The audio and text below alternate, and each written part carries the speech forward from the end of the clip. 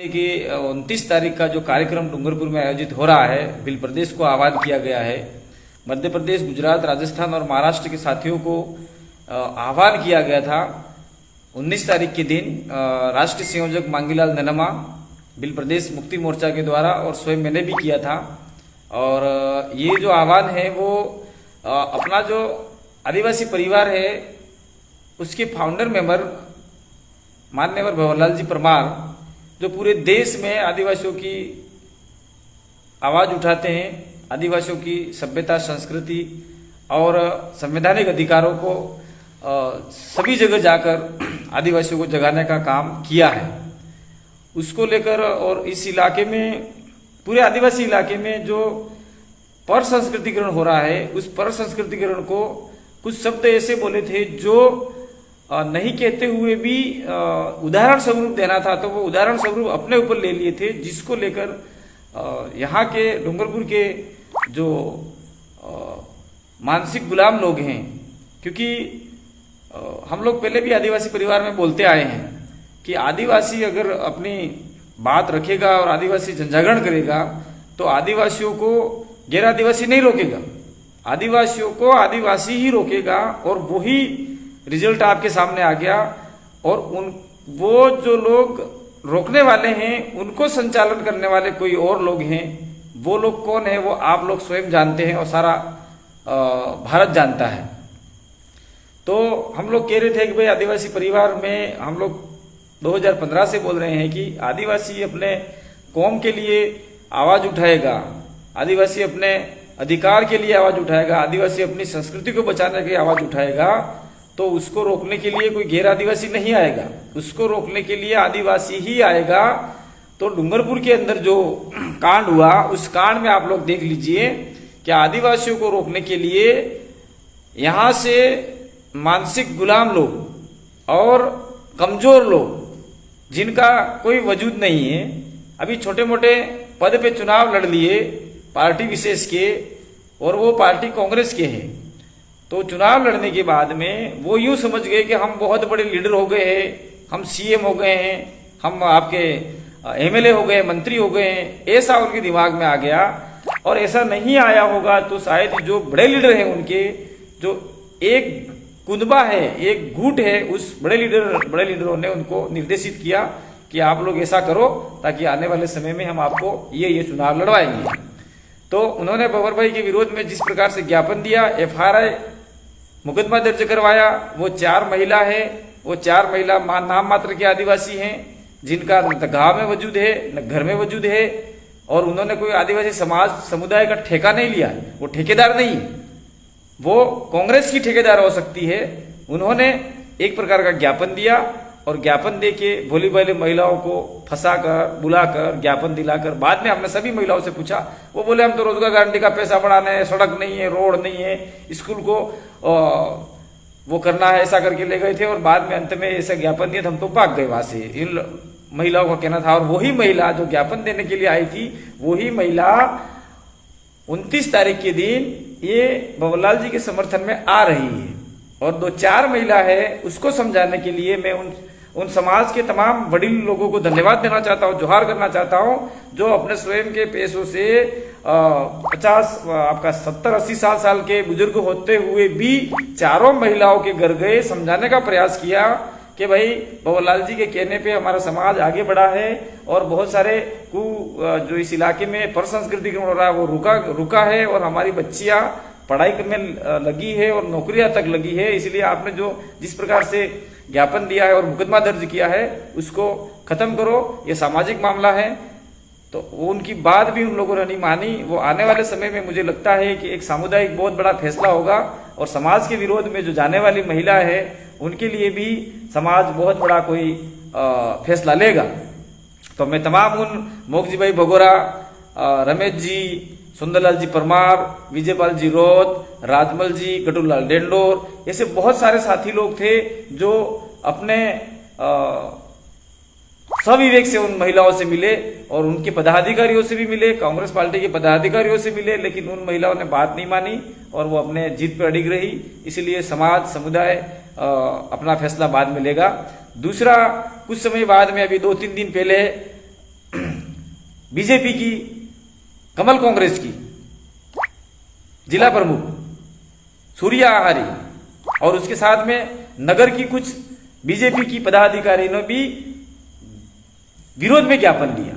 तो हम लोग पहले बोल रहे थे कमल कांग्रेस, तो कमल कांग्रेस का ये गेम था जो यहाँ के स्थानीय अपनी राजनीति रोटियां सेकना चाहते हैं, तो उनके द्वारा फिर ज्ञापन दिया गया। इसलिए साथियों, ये कमल कांग्रेस आदिवासी का भला नहीं चाहती, आदिवासियों का विकास नहीं चाहती, आदिवासी पढ़े यह नहीं चाहती।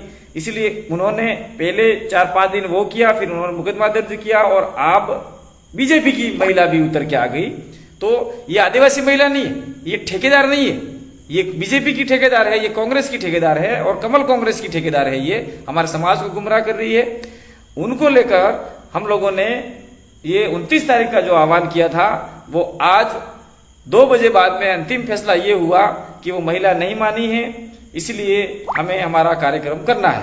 तो डूंगरपुर जिला मुख्यालय पर कलेक्ट्रेट पर ज्ञापन दिया जाएगा। उससे पहले प्रशासन ने 2 बजे तक का स्पोर्ट कॉम्प्लेक्स का मौखिक रूप से कहा गया है कि भाई 2 बजे तक आप स्पोर्ट कॉम्प्लेक्स में इकट्ठा होकर जा सकते हैं। तो साथियों, डूंगरपुर का जो स्पोर्ट कॉम्प्लेक्स है आपका, जिसमें विश्व आदिवासी दिवस हम लोग मनाते आए हैं बार बार, उसमें अपना कार्य वहां से हम इकट्ठा होंगे और जो अपनी गाड़ियां हैं वो 9 अगस्त विश्व आदिवासी दिवस की भांति ही जिस एरिया से लोग आ रहे हैं वहां पे पार्किंग की व्यवस्था अपने स्वयं पे करनी है।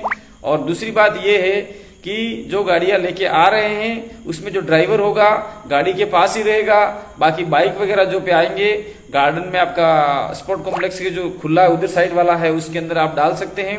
और दूसरा, प्रशासन का ये कहना था, हम प्रशासन और कानून का सम्मान करने वाले लोग हैं, हम संवैधानिक जनजागरण करने वाले लोग हैं, इसलिए उनका ये कहना था कि आपके रैली में आने वाले लोग कोई हथियार लेके नहीं आए।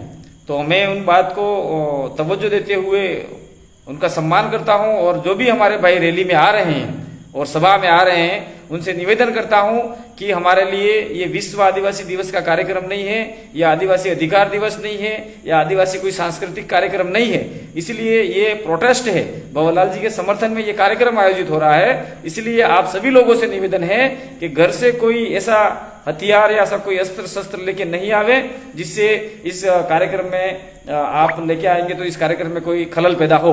और दूसरी बात यह है कि कोई भी व्यक्ति पुलिस प्रशासन से बिना काम से उलझे नहीं। आपको जो निर्देश दिया गया है उसमें आप स्पोर्ट कॉम्प्लेक्स में इकट्ठा होंगे, वहां से रैली के रूप में नया बस स्टैंड होते हुए तहसील चौराहा होते हुए कलेक्ट्रेट पे अपन लोग धरना देंगे और ज्ञापन भी देने का प्रावधान किया गया है। दूसरी ओर मैं बिल प्रदेश के तमाम साथियों को आह्वान करना चाहता हूं कि ये आदिवासी परिवार का मामला है, कोई राजनीतिक मामला नहीं है और कर्मचारी का मामला है। इसमें आप सभी लोग वैचारिक गुरु भंवरलाल परमार के समर्थन में उतर के आएंगे। और मैं जयेश के जो साथी हैं, बिल प्रदेश जयेश आदिवासी परिवार के जो साथी हैं मध्य प्रदेश में, उन तमाम सदस्यों को आह्वान करना चाहता हूं कि आप लोग अपने काफिले के साथ में डूंगरपुर जिला मुख्यालय पर 1 बजे तक पहुंचने का प्रयास करेंगे। विशेषकर भाई महेंद्र कन्नौज, लोकेश मुलजादा और साथ में डॉक्टर आनंद राय, ये जो साथी लोग हैं और जागुआ के हमारे जो साथी हैं और अन्य नितेश अलावा पटवारी वगैरह जो भी साथी लोग हैं, सारे नाम मैं नहीं लूंगा, वो अपने दमखम के साथ में आएंगे।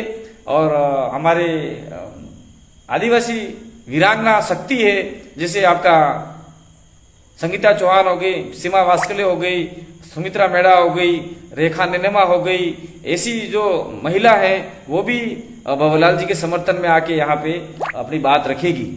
दूसरी ओर गुजरात के जो साथी लोग हैं, गुजरात बिल प्रदेश एरिया के जो साथी लोग हैं आदिवासी परिवार के, वो तमाम साथी अपने काफिले के साथ में संतरामपुर से होते हुए, सिमलवाड़ा होते हुए, पीठ से होते हुए आपकी गाड़ियां सिंटेक्स के आसपास जहां भी व्यवस्था आपको नजर आए तो वहां ड्राइवर को छोड़कर और स्पोर्ट कॉम्प्लेक्स के आसपास आना है। दूसरा, एसपीपी गवर्नमेंट कॉलेज के बिल प्रदेश विद्यार्थी मोर्चा के सभी सदस्यगण और सभी साथीगण और विद्यार्थीगण और जो भी स्कूल से जो भी छात्र छात्राएं आएंगे वो कॉलेज ग्राउंड में वो अपने स्तर पे इकट्ठा होंगे और जो रैली आएगी उसके साथ में हो जाएंगी।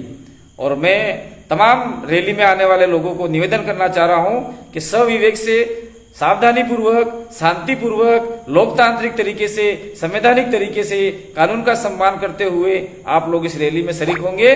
और भाई हमारे भंवरलाल भाई परमार जो बिल प्रदेश आदिवासी परिवार के संस्थापक सदस्य और बिल प्रदेश के वैचारिक गुरु हैं, उनके समर्थन में आकर जिस प्रकार से उन्होंने